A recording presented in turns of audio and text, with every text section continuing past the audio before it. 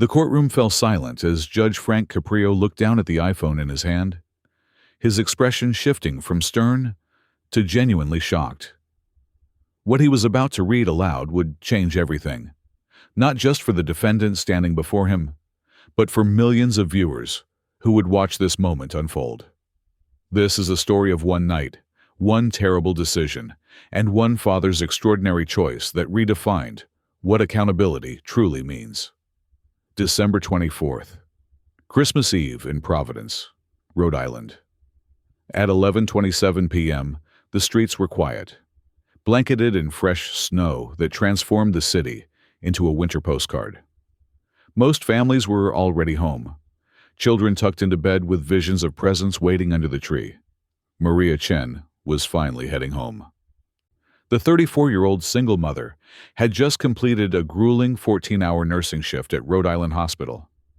In the back seat of her Honda sedan sat her 3 children: 10-year-old Sophie, reading by the dome light, 8-year-old Tyler fighting sleep, and 6-year-old Emma clutching her favorite stuffed rabbit. These weren't ordinary passengers. They were Maria's entire world. After her husband's death 3 years earlier, she had become both mother and father, working double shifts and sacrificing every luxury to give her children stability and love. Tonight was special for another reason. In the trunk of Maria's Honda were Christmas presents, $2,400 worth of carefully chosen gifts. This wasn't money Maria had lying around. For 11 months, she had worked every available overtime shift, skipped lunches, worn the same shoes with holes in the soles, and said no to every small pleasure. Every extra dollar went into an envelope marked Christmas 2023.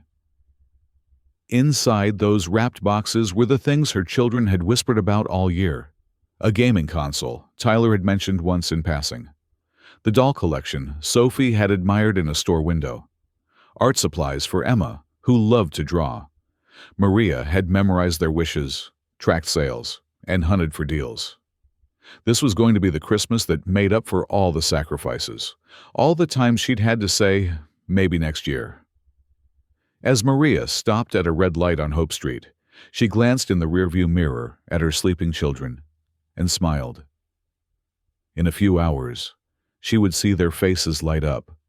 Everything she'd worked for was about to pay off. She had no idea that at that exact moment, her entire world was about to be destroyed. 3 blocks behind Maria's Honda, a black Mercedes G-Wagon was traveling at 73 miles per hour in a 30-mile-per-hour zone. Behind the wheel was Lauren Ashford, a 23-year-old woman whose life existed in a different universe from Maria's. Lauren was the daughter of Richard Ashford, a billionaire tech CEO whose company had revolutionized cloud computing. She had grown up in a world where consequences didn't exist, where money solved every problem, and where the word no was something other people heard. Tonight, Lauren had been drinking at a downtown bar after an argument with her father about her spending habits. Her blood alcohol content was 18, more than twice the legal limit. She was also texting her boyfriend, her attention split between the screen in her hand and the road ahead. She didn't see the red light. She didn't see Maria's Honda stopped at the intersection. She didn't see 3 children in the back seat. The impact occurred at 11:29 p.m. The physics were brutal. A 500-pound Mercedes, traveling at 73 miles per hour, hit Maria's 3,000-pound Honda with devastating force. The smaller vehicle was thrown 30 feet into the intersection, spinning twice before coming to rest against a street light. The trunk burst open on impact, and Christmas presents exploded across Hope Street like confetti from a cannon. Inside the Honda, Emma's scream pierced the night. Tyler was thrown against his seatbelt, his wrist taking the impact. Sophie's head hit the window, opening a gash above her eyebrow.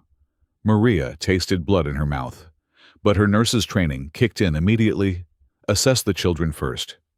Around them, the street had become a graveyard of destroyed dreams. A doll with a cracked porcelain face lay in the gutter. A gaming console with a shattered screen had skidded into a snowbank. Books were soaking in slush. Wrapping paper, torn and trampled, littered the intersection like the aftermath of a celebration gone horribly wrong. 11 months of sacrifice, obliterated in 2 seconds. Providence police officer Marcus Johnson received the dispatch at 11:31 p.m. Vehicle accident, with injuries, Hope Street and Angel. He arrived 4 minutes later, his body camera activated and recording.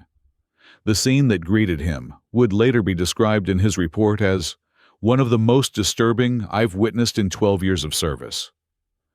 Maria Chen was standing in the middle of the street, holding 6-year-old Emma, who was sobbing uncontrollably. Sophie and Tyler sat on the curb, wrapped in blankets provided by neighbors who had emerged from their homes. All 3 children were crying. Destroyed Christmas presents were scattered everywhere, in the street, on the sidewalk, caught in the branches of a nearby tree. Officer Johnson approached the driver of the Mercedes, still sitting behind the wheel. Lauren Ashford's eyes were glassy and unfocused. The smell of alcohol was overpowering. "Ma'am, are you injured? I need you to step out of the vehicle." Lauren's response was immediate and telling. "Do you know who my father is?" Officer Johnson had heard this before, the automatic defense of the privileged when confronted with consequences. "Ma'am, I need you to step out of the vehicle and perform a field sobriety test." "I'm calling my father." "You're making a huge mistake." The body camera captured what happened next. Lauren failed every field sobriety test. She couldn't walk a straight line. She couldn't stand on one foot. She couldn't touch her nose with her eyes closed. When Officer Johnson requested a breathalyzer, Lauren's response would later be played in courtroom proceedings. "This is ridiculous. That woman pulled out in front of me. Her kids aren't even hurt. It's just stuff. We'll just buy them new stuff." Officer Johnson looked at the destroyed presents scattered across the street, at Maria holding her traumatized child, and then back at Lauren. His voice, captured clearly on the body camera audio, was quiet, but filled with disgust. "Just stuff." Lauren Ashford was arrested at 11:53 p.m.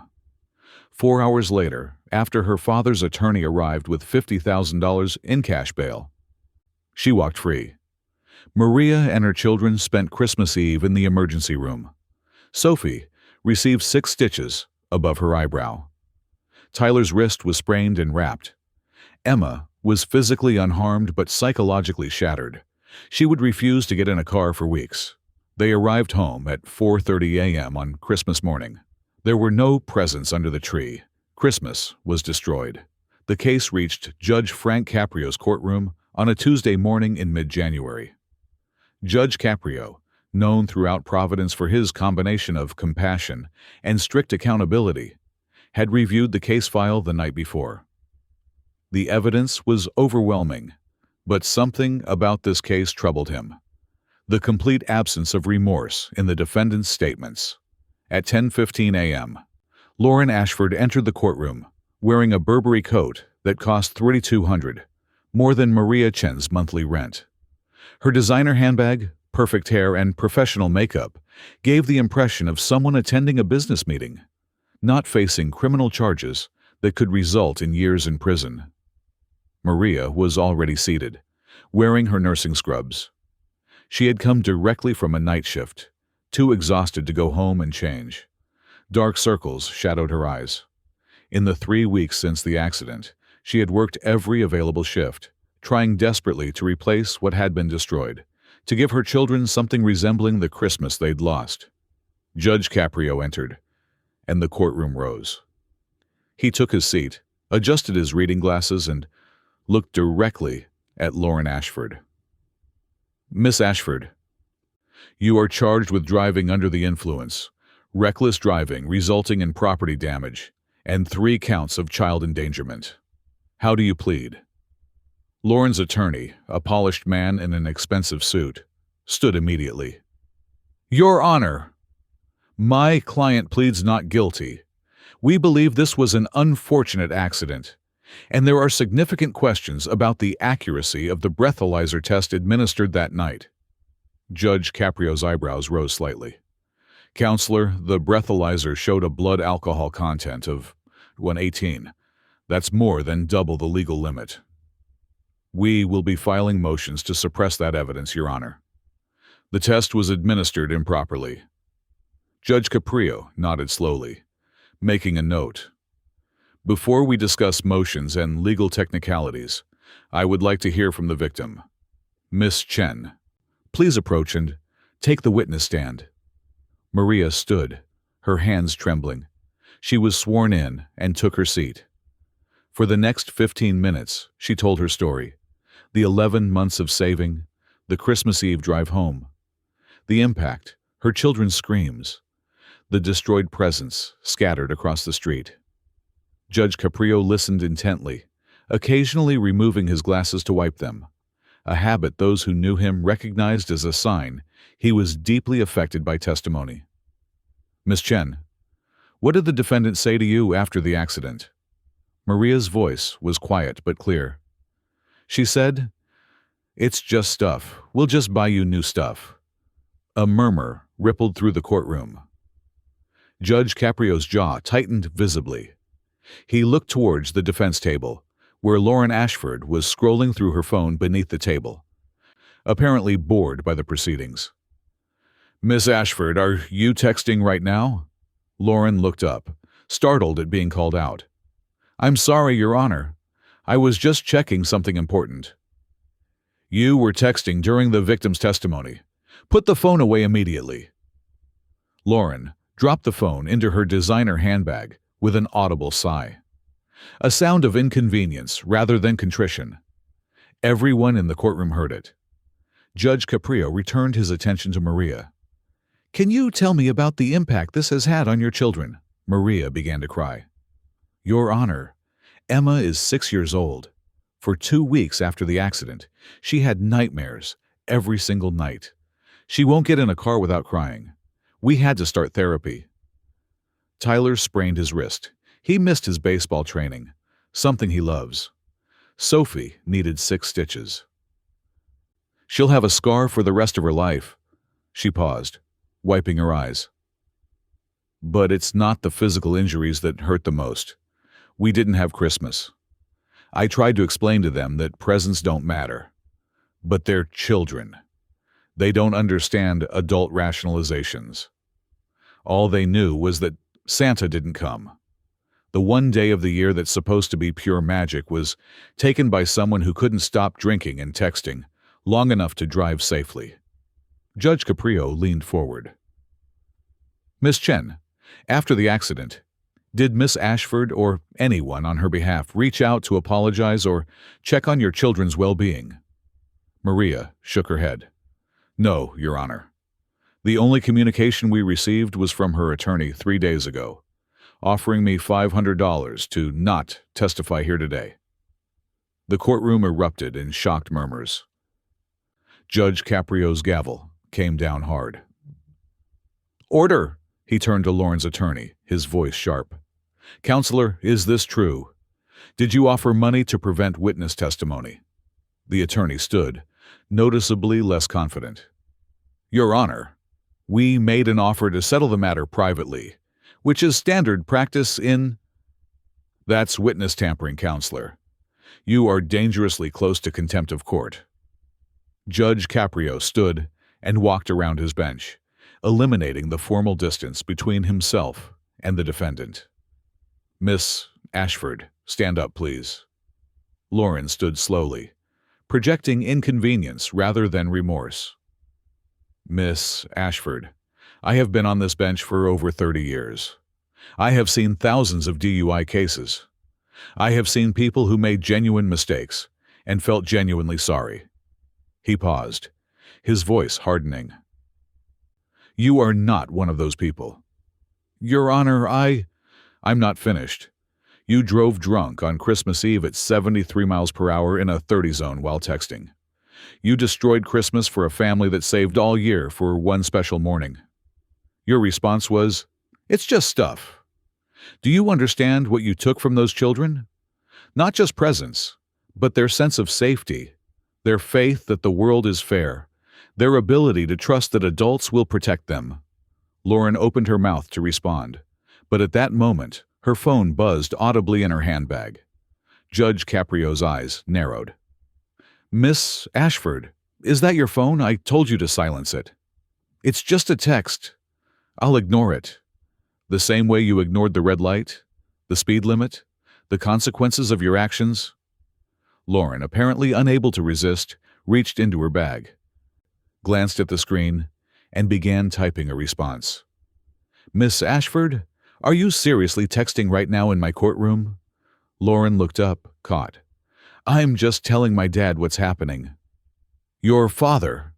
Judge Caprio's voice was dangerously quiet. "Give me that phone, right now." "What? You can't—" "Hand me that phone immediately, or I will hold you in contempt." Lauren reluctantly surrendered her iPhone. Judge Caprio looked at the screen, and his expression transformed from stern to genuinely shocked. He began reading aloud. "Dad, this judge is being so unreasonable. The woman is literally crying about Christmas presents. Like, we'll just buy her new stuff. Can you call someone? I want this over with. I have lunch plans at 12:30. The courtroom exploded with gasps and angry murmurs. Judge Caprio held up his hand for silence and scrolled through more messages. "These are from this morning. At 8:47 a.m. Ugh, I have to go to court today for that stupid Christmas thing. So annoying. At 9:53 a.m. I'm not wearing the conservative outfit you suggested. This isn't a big deal." He scrolled further. "This message was sent at 10:21, while Ms. Chen was testifying about her children's trauma. Dad, seriously, call Judge Caprio's office. This is ridiculous. I said we'd pay for stuff. What more does she want?" Judge Caprio's voice rose. "What more does she want? She wants her children to feel safe in a car again. She wants to give them back the Christmas you destroyed. She wants 1 single ounce of genuine remorse from you." He looked at the phone again, his face darkening. "And this final message. Sent just 4 minutes ago. Dad, get me out of this. She's being so dramatic. It's not like her kids died." The courtroom went completely silent. Then Maria Chen stood up, her body shaking with rage and grief. "It's not like my kids died," her voice cracked. "You could have killed them. 73 miles per hour drunk, texting on Christmas Eve. My 6-year-old daughter has nightmares. She wakes up screaming, and you're texting your daddy that I'm being dramatic because they didn't die." Judge Caprio gently guided Maria back to her seat. "Miss Ashford, I'm going to do something unusual. I'm going to call your father right now on speakerphone in this courtroom." "Your Honor, that's highly irregular," the attorney began. "Bailiff, get me Richard Ashford's office number immediately." The phone rang twice before a professional voice answered. "Richard Ashford's office. This is Judge Frank Caprio from Providence Municipal Court. I need to speak with Mr. Ashford immediately regarding his daughter's case." "One moment, please, Your Honor." Seconds later, a confident male voice came on the line. "Judge Caprio, this is Richard Ashford." "Mr. Ashford, I am currently in the middle of your daughter's hearing. I'm putting you on speakerphone in a courtroom full of people. Do you understand?" "I understand, Your Honor. Your daughter is facing serious criminal charges from a Christmas Eve incident where she drove drunk at excessive speed and crashed into a vehicle carrying 3 children. Are you aware of this?" "I am, Judge. Whatever compensation is needed, I'm prepared to provide it immediately." "Mr. Ashford, with respect, this isn't about money. Your daughter has been texting you throughout this hearing. During the victim's testimony about her traumatized children, Lauren was texting you, calling the victim dramatic, referring to this case as stupid, asking you to call my office to get her out of this, and stating, "It's not like her kids died."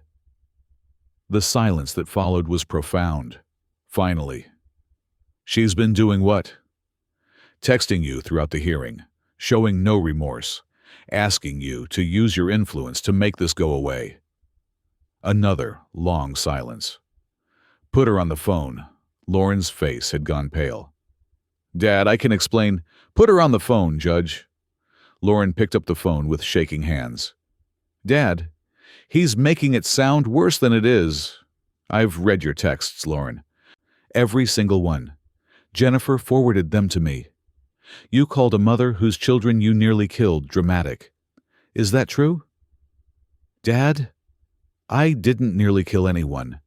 It was just an accident. People are making it. Just an accident? You were drunk, speeding at 73 and a 30, texting on Christmas Eve, and you destroyed a family's Christmas. And your response is to complain about lunch plans. You don't understand. She's making it sound worse than it was. The presents weren't even that expensive. Put Judge Caprio back on speaker. The phone was returned to speaker mode. Mr. Ashford, I think everyone in this courtroom needs to hear what you have to say. What happened next would be replayed millions of times across social media and news outlets. Judge Caprio, everyone in that courtroom, I want to say something publicly. Richard Ashford's voice carried the weight of a man who had made a difficult decision. I have failed as a father. The courtroom was absolutely silent. I gave Lauren everything. The best schools, unlimited money, complete freedom. But I didn't give her what she actually needed. I didn't teach her that actions have consequences, that other people's suffering matters, that you can't buy your way out of responsibility. Judge Caprio, whatever sentence you believe is appropriate, I support completely. No lawyer games, no appeals, no bail manipulations. My daughter needs to learn that consequences are real. Mr. Ashford, the state is recommending. With respect, Judge, I don't care what they're recommending. They're being too lenient.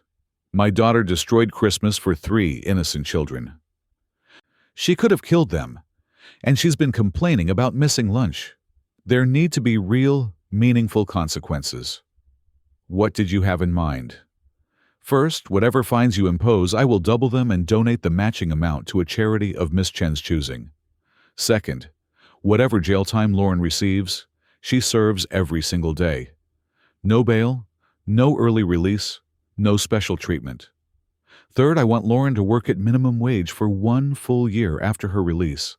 Retail, service industry. Somewhere she'll interact with the kinds of people she's dismissed her entire life. Fourth, I'm cutting off her credit cards, her allowance, all family money. She'll live on what she earns. She'll pay her own rent, buy her own food, and understand what it means to save 11 months for Christmas. Fifth, I'm selling her Mercedes. She can take the bus or save up for her own vehicle. And finally, Judge, I would like to address Miss Chen directly, if she's willing to hear me. Maria nodded, tears streaming down her face. Miss Chen, I am deeply ashamed. Ashamed that my daughter did this to you and your children. Ashamed that she showed no remorse.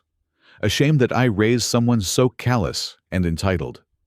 I would like to meet with you personally if you'll allow it. I want to replace everything that was destroyed, not to buy forgiveness, but because it's the right thing to do. I would also like to establish education funds for each of your children and ensure your family never has to work double shifts to afford Christmas again. Most importantly, I want to apologize directly to Sophie, Tyler, and Emma for what my daughter did to them. The courtroom was silent, except for the sound of crying. Mr. Ashford, that is incredibly generous. It's not generous, Judge. It's necessary. I've been enabling Lauren for 23 years, thinking I was helping her.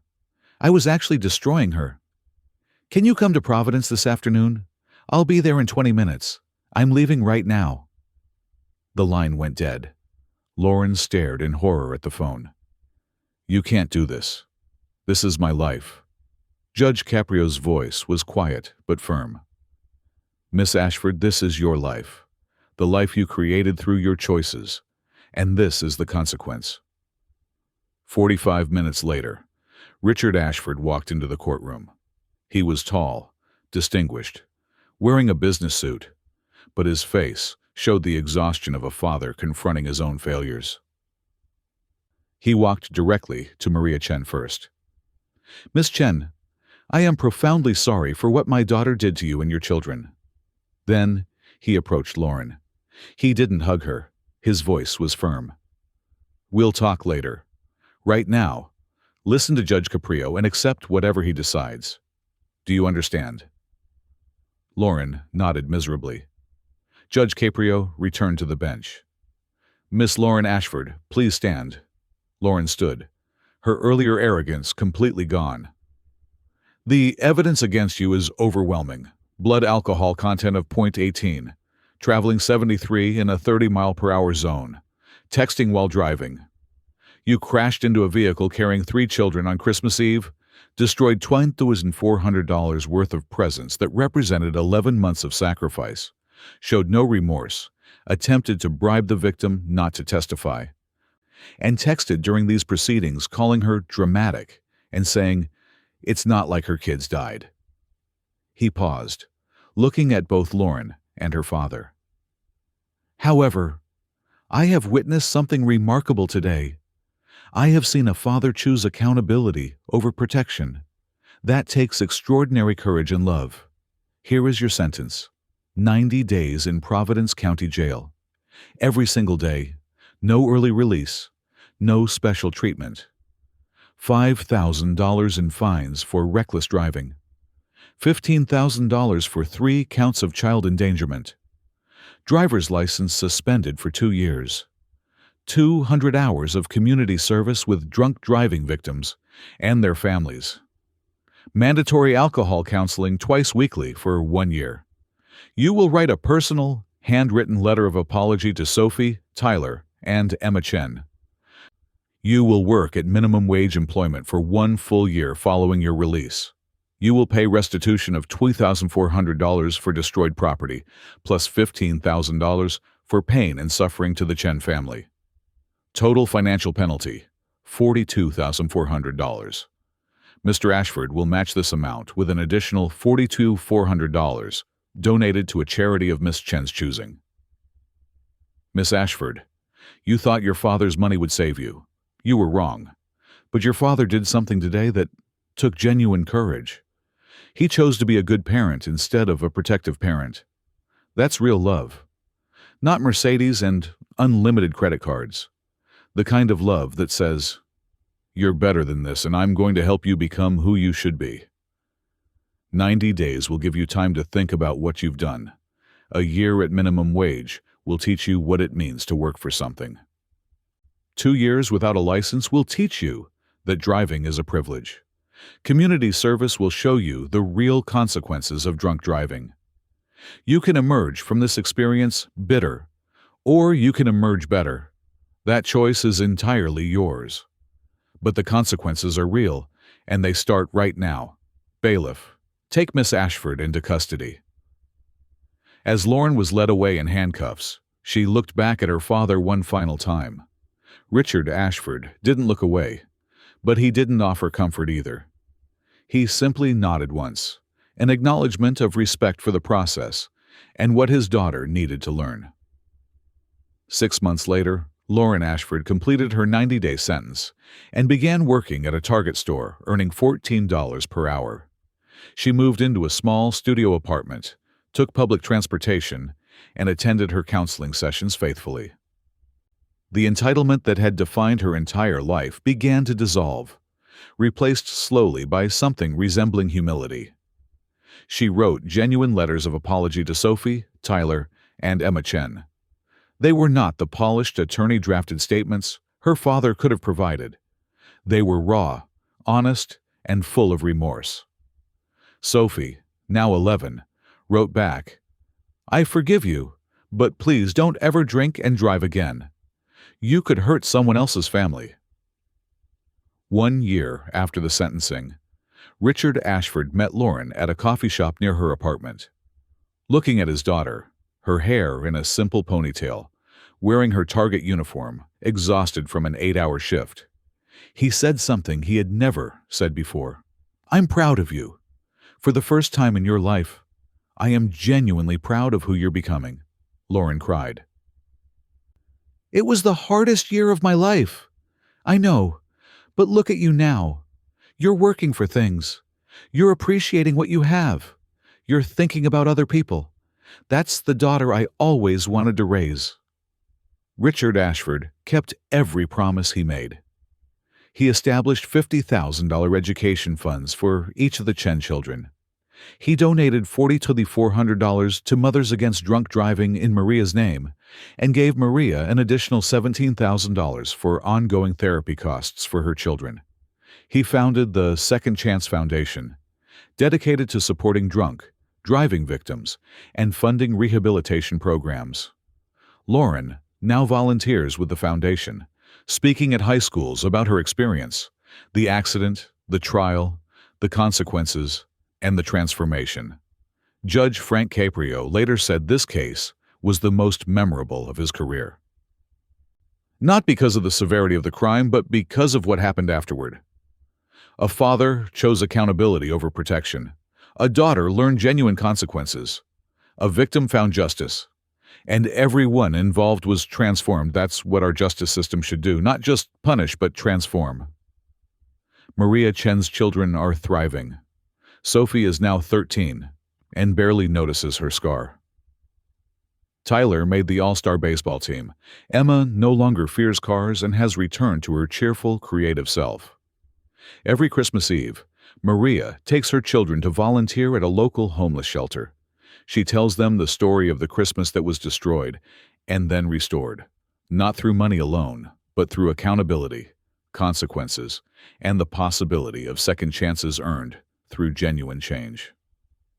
Lauren Ashford walked into that courtroom expecting her father's money to save her from consequences. Instead, her father's love saved her by refusing to protect her from the very consequences she needed to face. That's justice. That's transformation. And that's the legacy of one extraordinary moment in Judge Frank Caprio's courtroom.